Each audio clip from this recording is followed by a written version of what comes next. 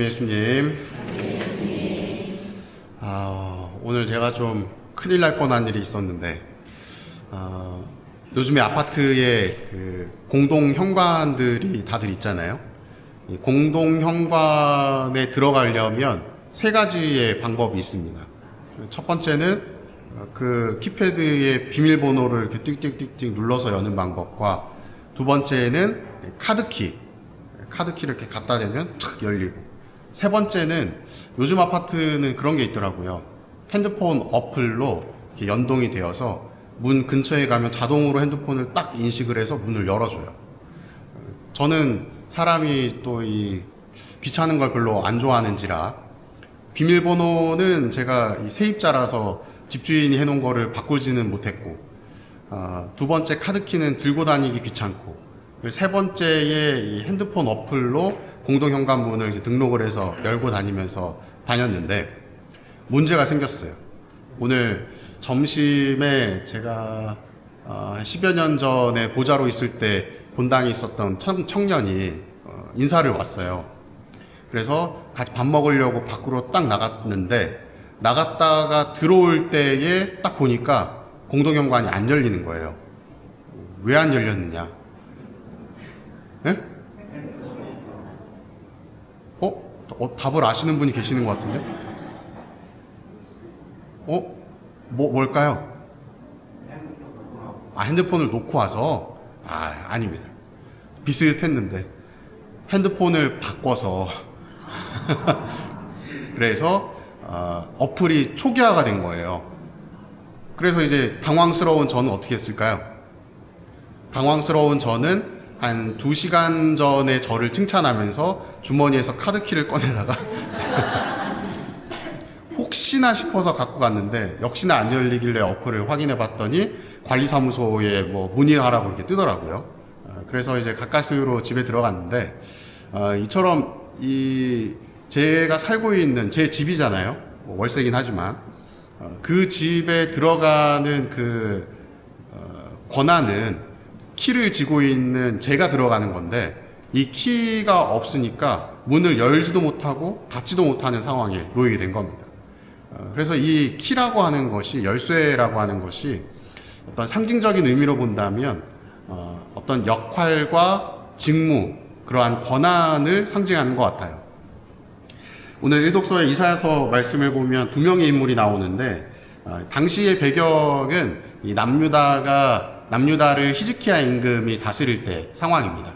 이때는 아시리아가 이 남유다를 멸망시키냐 마느냐 하는 이 절체절명의 순간에 놓여 있었던 때인데, 그 당시에 사실상 따지고 보면 넘버 2라고 볼 수 있는 돈을 관리하는 재정위원이 이 세브나라고 하는 사람이었는데, 이 사람이 남유다의 재정을 자기 마음대로 사용을 하는 거예요.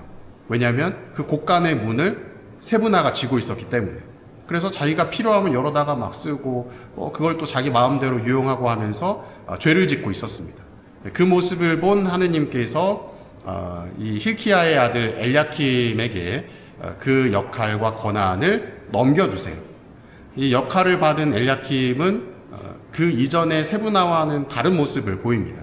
당시에 사람들이 중내 산내 하는 상황 속이었기 때문에 굉장히 먹고 사는 것들이 힘들었는데, 엘야킴은 재정이 담겨있는, 그 돈이 담겨있는 곳간의 문을 활짝 열어서 가난한 이들에게 나눠주면서 그들을 먹을 수 있고 또 살 수 있도록 만들어줬다고 이야기를 해요. 같은 열쇠를 지었음에도 불구하고 그 보였던 모습이 달랐던 것이죠. 이 모습의 그 절정은 오늘 복음에서도 또 살펴볼 수가 있습니다. 오늘 복음에 보면 예수님께서 카이사리아 필리피 지방에 다다라서 제자들에게 물어봅니다. 사람의 아들을 누구라고 하느냐? 그랬더니 세례자 요한이라고도 하고 엘리야라고도 하고 예레미야라고도 하고 아니면 다른 예언자라고도 합니다. 이 고백은 다른 사람들이 예수님을 어떻게 생각하고 있는지에 대한 답이었어요. 그래서 예수님은 이제 물어봅니다. 그러면 너희들은 나를 누구라고 생각하느냐? 너네들은 내가 누구라고 생각하느냐? 라고 물어본 이 질문에 베드로가, 시몬 바르요나가 앞장서면서 당신은 하느님의 아들 그리스도이십니다. 살아계신 하느님의 아들 그리스도이십니다. 라고 고백을 합니다. 그 말을 들음과 동시에 예수님께서는 하늘과 땅의 모든 권한을 줄 수 있는 열쇠를 너에게 맡기겠다 라고 이야기를 하셔요. 이 베드로의 고백이 무엇이었기 때문에 예수님께서 이런 막대한 권한을 주셨느냐. 베드로에게 있어서는 다른 사람들은 예수님이 뭐라고 생각하냐라고 했을 때 예수님을 제대로 알지 못했죠. 예수님이 뭐 이런 사람 아닐까? 저런 사람 아닐까? 야, 그렇대 저렇대 하면서 다른 사람들의 말에 휘둘리고 있었던, 확신이 없었던 상황이었는데 이 베드로는 예수님이 누구이신지를 명확하게 고백을 하는 겁니다. 내 안에 당신이라고 하는 존재를 나는 이렇게 생각하고 있습니다 하면서 내가 생각하는 그리스도는 바로 당신이고 당신은 이런 사람입니다를 고백한 거예요. 그러니 예수님께서 그 모습을 보면서 이 사람은 나에 대한 믿음이 확실하구나. 이 사람을 통해서 내가 무언가를 맡길 수 있겠구나 라는 생각에 이 권한인 열쇠를 맡겨준다라고 복음에서 표현을 해요. 그 열쇠를 지닌 이 베드로는 어떤 삶을 살게 되었을까요? 하느님의 복음을 전하는 그런 참 목자의 삶을 살게 되죠. 그런데 이 열쇠, 권한이라고 하는 것들을 좀 생각을 해보면 사실상 교회 안에서 이런 열쇠다라고 하는 것이 이 베드로에게 주어져 있다고 이야기를 하지만 실제로는 우리 모두에게 다 열쇠가 주어져 있어요.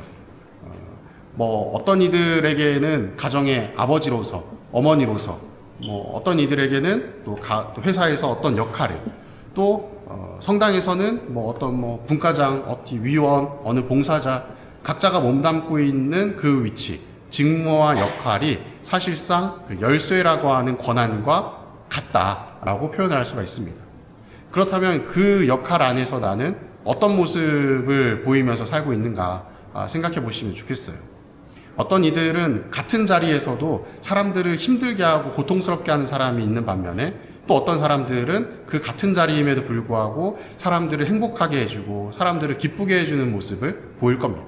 마치 오늘 일독서에 나오는 이 세브나와 엘야킴의 모습처럼 분명 같은 것임에도 불구하고 달라지는 이유가 있다면 그것이 무엇이냐, 그 역할과 직무, 그 권한을 무엇을 통해서 사용하느냐에 따라 달라지는 거예요.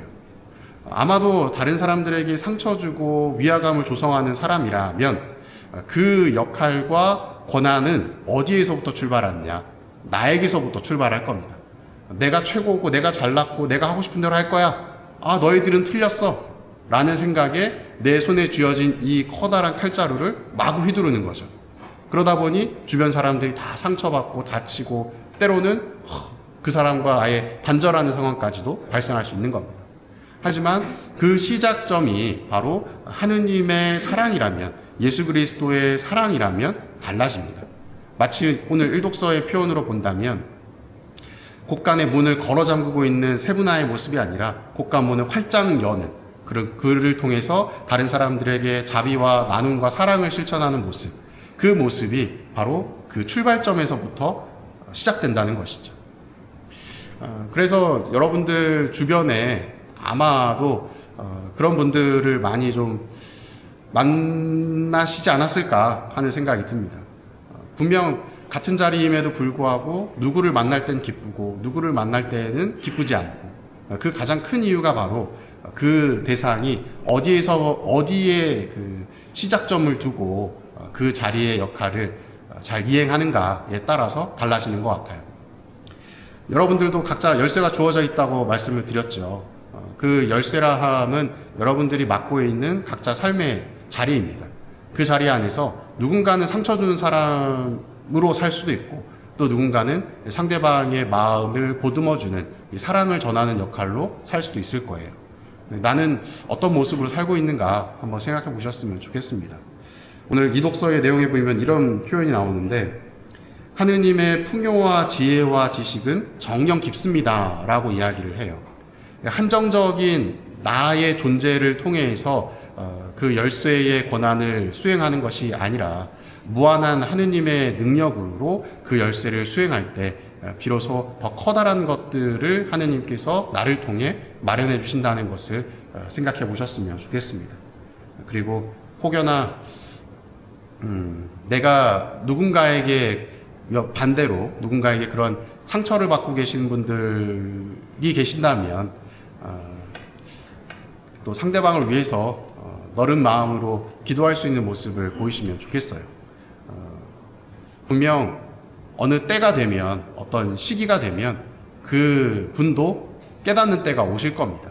다만 아직 그 때가 오지 않았을 뿐이죠. 그러니 내가 조금 더 기다려주고 조금 더 배려해주는 모습을 보이는 것이 나를 내세우는 게 아니라 하느님의 사랑을 내세우는 참 신앙인의 모습이 아닐까 하는 생각이 듭니다. 여러분들은 그런 신앙인들이 되시기를 바랍니다. 사랑합니다.